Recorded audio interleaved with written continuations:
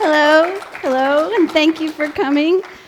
Now, I wonder if you feel a little bit happier having heard that song. And why would you do that? Well, there are psychological and scientific reasons for this. And I'm going to present a few of those, and you're going to leave with knowledge that you can use and take away. And there's no better time than right now. You have to do it right now. You don't take notes. You just say, okay, this is the time, this is the place. I don't have to wait for this. So what happened when you heard that song and you saw someone else smile and you got up and you moved around a little bit? You actually did something scientific to your brain, meaning you released dopamine. Yes, you did. And dopamine is the most wonderful little neurochemical that you could possibly enjoy because it's all about pleasure. Dopamine release is the reward center of the brain saying, I like and I want more of that. Now, if you ever asked yourself, can you buy happiness? Well, you can. If you eat a lot of chocolate, you can have happiness. So I brought some chocolate today, and you can enjoy this chocolate, and there'll be some dopamine release in your brain. The sunshine provides a little dopamine release. But if you really want to go all out, you could go get some cocaine. And that would be just blissful happiness. It will do it to you. And your brain does not care if it's chocolate, cocaine, sex, or sunshine. It wants it all because it's a pleasure.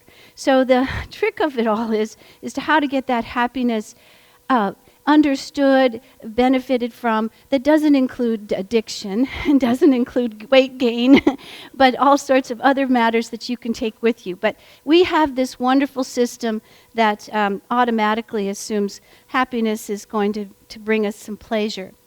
I guess if I asked you all to define happiness, I think everybody here would have some idea of what it means.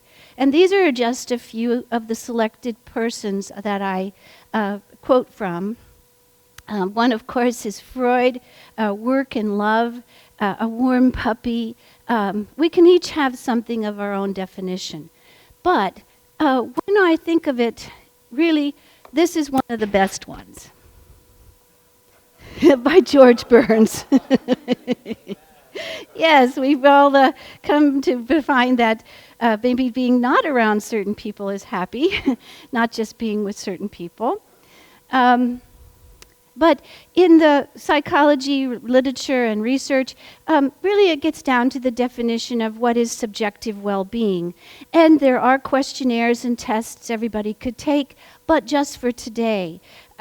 If you tried to measure your happiness for next year, it would be like assuming that eating one meal, you would never more be hungry. So you always have to reassess happiness. You can't just take it in one global score today and it suits the rest of your life. However, we can sort of try to figure out where happiness comes from, and that's what I did when I researched the topic. I used Sonia Lyubomirsky's research to prepare thoughts on happiness. And what she did is she took a very clever, simple identity of a pie slice, and she said, if you divide up this pie, I think we can explain some of the way happiness occurs and where it comes from. And each of these has an influence. They are correlational studies, so you might say they're on averages. So in a way, we'll start with the set point 50%. So if I surveyed each of you on the degree of happiness you feel at the present time, it could be explained, 50% of it can be explained by genes. And that's awesome when you think about it. But if you've ever tried to lose weight, usually people don't try to gain weight, but if you've ever tried to lose weight, you know that you often come back to your set point. And that's what she thought of her investigation of happiness. So people that win the lottery or become paraplegic can eventually come back to a set point of happiness. Now, you say 50%, but that's a long way from 100. So there is ample opportunity to make something of your genetic issues if, on the other hand, you might be one of those low set points, you have to work harder at your development of happiness. It's too bad, but it is your task to maybe find out, too bad. That's what we say in psychology. Oh, that's just too bad. So you just have to somewhere make it up and make up for it in all sorts of other technical ways. So you can teach yourself to be happy, and you can teach yourself to be conscious of where that happiness set point is. But it does help explain why, again, something very grand, sometimes as much as a new job, more money, lottery winners, and so forth, don't always end up any happier in a certain amount of time. The other thing that she recognized was a small, rather amazing small slice of happiness comes from your circumstances. And I think this is one that we can all sort of relate to. Oh, I can hardly wait till spring term is over, right? I mean, everybody's had a spring term or a fall term where they just, I'll be happy when this is behind me. I'll be happy when I get that car. Or I'll be happy when I have that new home and I'm going to get married, I'm going to get divorced, I'm going to be happy when. And this might be surprisingly small in its representation of the degrees of happiness that you really may have. And why is that? One of the reasons is, as Woody Allen would point out, I'll let you read that, we're not happy because we almost always adapt to our circumstances. So we have this big screen TV, and then the ad comes on the TV that you could have an even bigger screen TV, and it just makes the little screen TV seem not quite so great. But when I get the bigger one, then I'll be totally happy. I don't know if it happens to men, but it happens often in women that they buy the shoes, and then they have to get the purse, and then and then I'll be happy. And then about a month later, the shoes are somewhere in the back of the closet, and the purse is, not as quite as genuine as the moment it was all put together.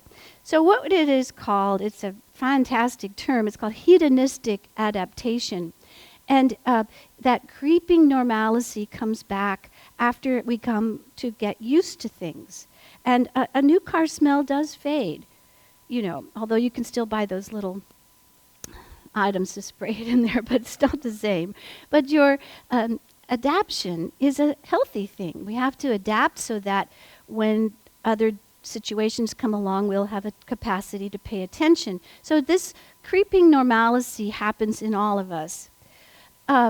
Advertisers love it because we become intrigued by what they tell us, and they tell us, well, you'd be so much happier if you bought this car, or you'd just be so much happier if you drank this drink, or went here and did these things. And it's tempting, isn't it? You have to admit, I bet I would be happier if this or that happened. So in a way, hedonistic treadmill came out as a terminology that said, you just get on the treadmill and you keep running, and you end up with those items or identities which you have worked so hard for, and then they become accustomized to you. You sort of get used to them, and then, there's not as much happiness after all as when you thought it would be conclusively happy. Now, the 40% that remains in that pie slice is intentional. What are you going to do about what happens? And you focus on all of those resources that you've achieved in trial and error, your friendships, your disposition. So many of those things start to have their impact. And it does take effort, lest I stand here in a way and say, it's all a done deal. You know what to do. Now, why doesn't it always work? Well, it takes effort. It takes sustaining effort.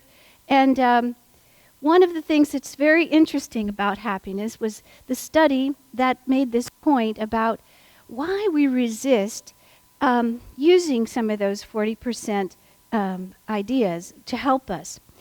We are just designed to want to get the right answer. So we resist acceptance for quite a long time when we're frustrated. And when Dan Gilbert did this experiment, I found it very, very revealing about what happens when no choices are left. What he did is he took two groups of participants and he had them separated, and he asked them both to do the same things. They filled out some forms, they did some exercises, and he made the guise of it look like that was what they were there to do. And then he gave them, he gave one group a choice of paintings. He says, you can have this painting or you can have this painting. And, the person had to decide which one they wanted. The other group, he said, this is the only painting we have, and we want to give it to you and thank you for your participation in our experiment. And later, when they went back and surveyed these two different groups, those who had no choice rated their painting higher in terms of satisfaction than those who had a choice. And what it kind of helps us see is that once we get beyond all the arguing and the finger pointing and the resistance we have about why this didn't happen and why it should have happened, and we get to that final time where there just aren't any more choices, then we often click into more satisfaction. Which is why we can explain sometimes what happens with people who have serious and significant injuries. How can they ever become, back to their set point, is sometimes through finalizing acceptance.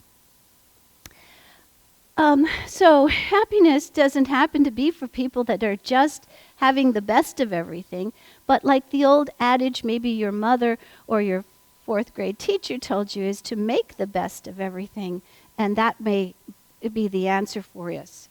But it's hard work.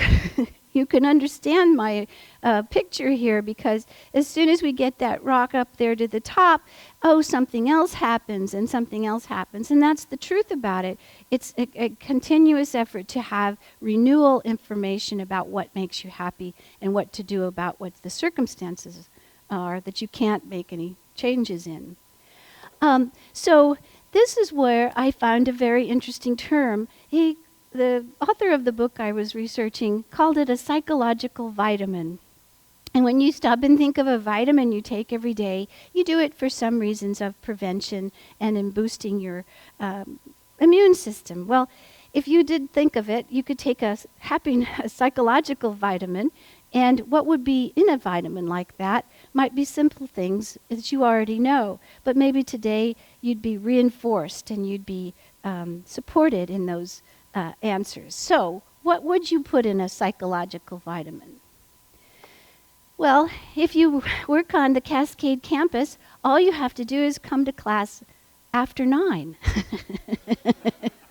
Perfect, because you're going to walk at least 7 minutes to get to Terrell Hall.